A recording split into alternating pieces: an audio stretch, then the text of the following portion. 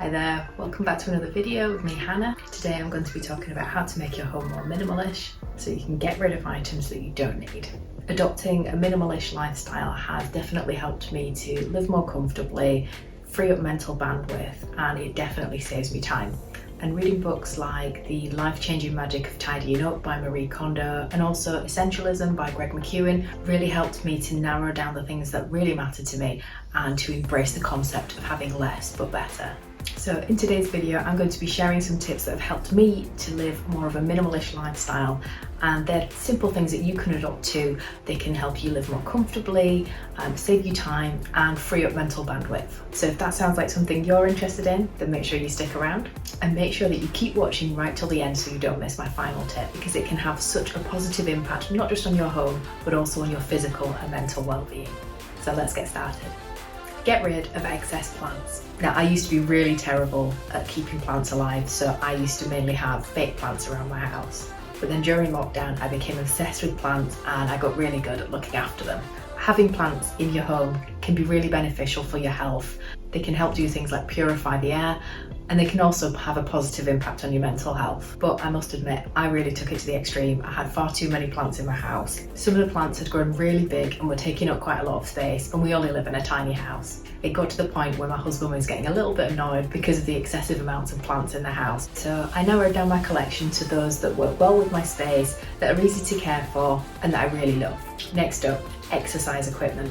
So the second thing that I've decluttered is excess exercise equipment in my house. The thing that I'm thinking of getting rid of at the moment is the treadmill. So at the moment it's not in the best place. The only space we've got for it is in our living room, but then it's a bit ugly to look at. So I find it quite an eyesore to have that looking at me all the time. I bought it back when we were in lockdown here in the UK because I had a health condition that meant I had to shield. And I just missed getting out, going for walks, because that's something I enjoyed doing for exercise. So I bought the treadmill with the best of intentions. When I do use a treadmill, I much prefer walking on an incline, and my treadmill doesn't have that functionality. But I'm still undecided because it does come in handy for days where I just want a quick workout and I don't necessarily have time to get ready and drive to the gym before work. We've definitely made the mistake of buying lots of exercise equipment over the years, and whilst we've had the best of intentions, they always just ended up being like clothes horses. We've had a cross trainer, we've had a multi-gym, we've had press-up machines. They cost a fortune to buy new, and then when you sell them, you get next to nothing. So I'm definitely trying to be more mindful about exercise equipment purchases that I make in the future.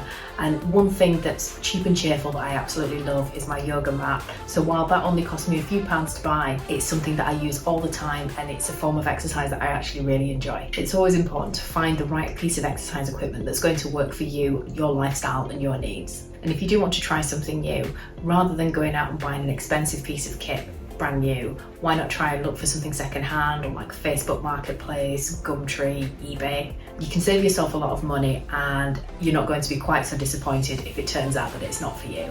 The next thing that I've been getting rid of has been kitchen appliances and tools. So I've got one of those multi-cooker, pressure cooker things.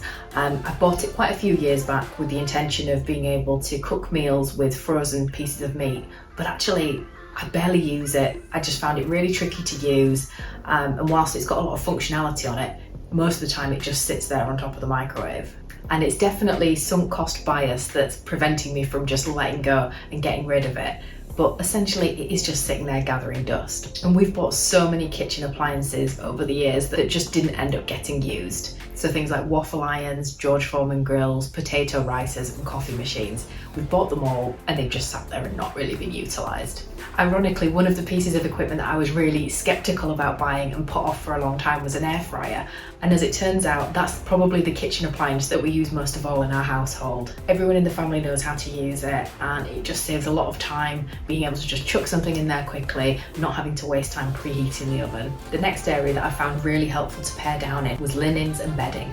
So we all have a couple of towels each, and then old spare ones like for emergencies, and then obviously plenty of hand towels for in the bathrooms.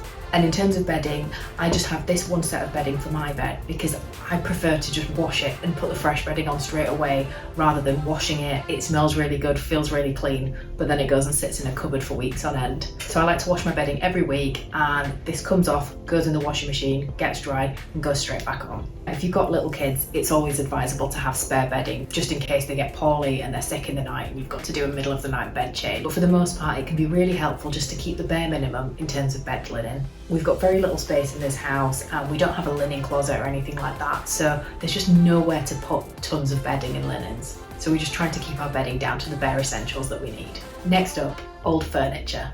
So when we moved here, we'd come from a larger house and we had a lot of big pieces of furniture that didn't really fit this space. And we never intended to stay here as long as we have done. But we ended up keeping hold of lots of pieces of furniture in the hope that we would move again and be able to use them in another house. But that just took up so much space in the garage. And even some of the pieces we did keep and used in the house were just too big for the space. For example, I used to have a job that was completely home-based and I treated myself to this really nice desk, but it was really big and it was quite dominating in the space. And my workspace is in my bedrooms, so it was quite intrusive having such a large desk in my sleeping space. Now I have a much smaller desk, and even though it's still in my bedroom, it takes up way less space.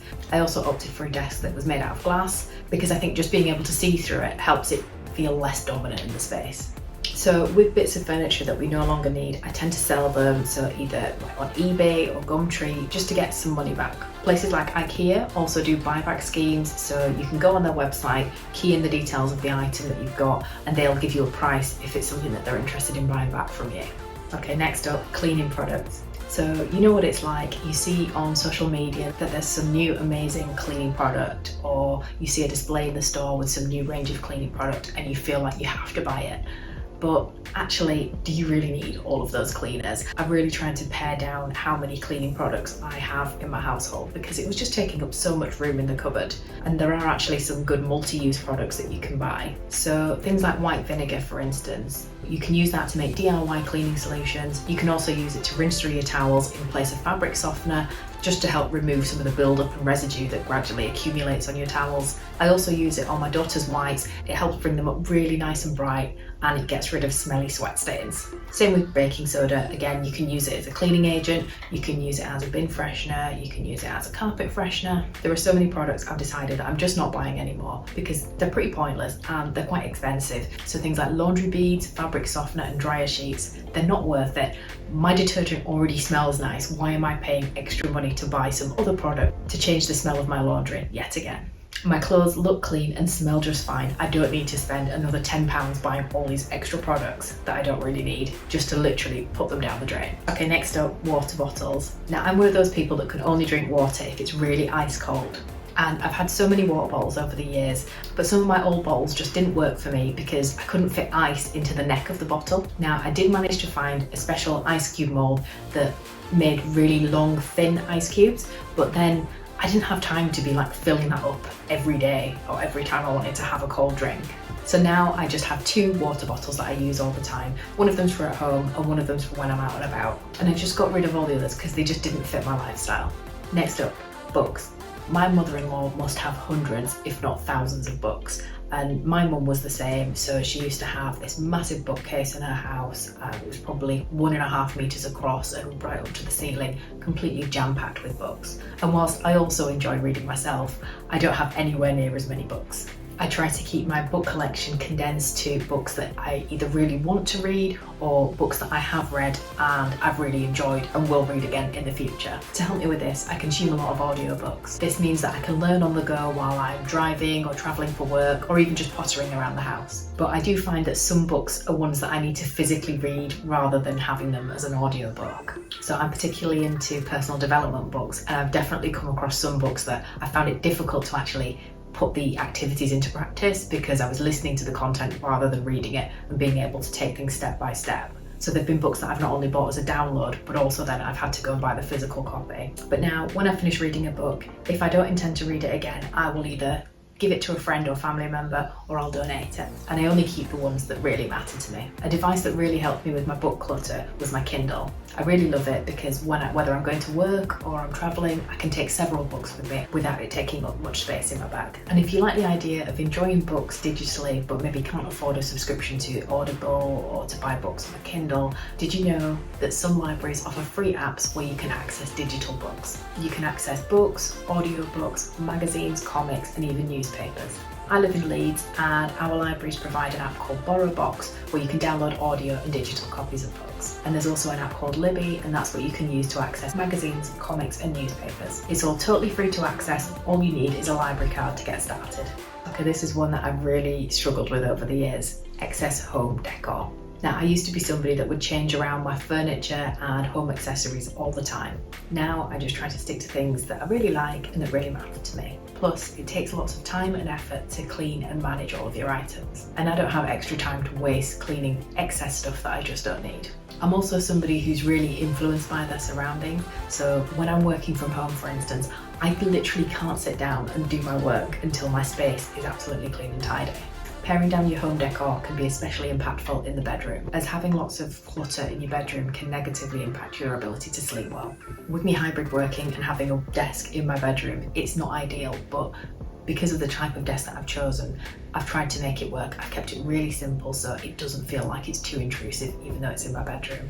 And when I finish work for the day, I always pack my laptop away back in my work bag so I don't have it just sat there looking at me when I'm trying to relax. It definitely helps to provide some separation between my work life and my home life and makes my bedroom look way less cluttered. Now, if you've watched the video this far, then we're practically like best friends at this point. So why not leave your name in the comments section so I can personally thank you and say hello and send you a big virtual hug. And if you enjoyed this video, I guarantee you are going to enjoy this one right here. So why not click on it and watch it next. Bye for now.